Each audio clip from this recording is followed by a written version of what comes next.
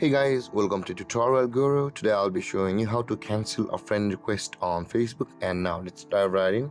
Now, to cancel a friend request on a Facebook account, first open up your Facebook app and make sure to be logged into that account through which you sent a friend request. Now you want to cancel it.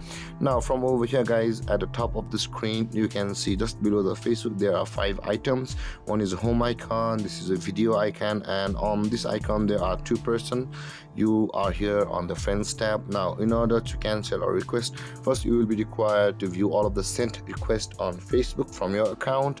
To do that, tap on the friend request button available over here, which is just below the friends again, and on this tab at the top right corner of the screen you can see the 3 dotted icon over here. Tap on that and tap on view sent request, which pops out at the bottom of the screen. And over here guys, all of the sent your friend request will be available over here. Now in order to cancel it, you can directly tap on the cancel button or go to that profile or the profile of that person, and you can tap on the cancel request and let's go back.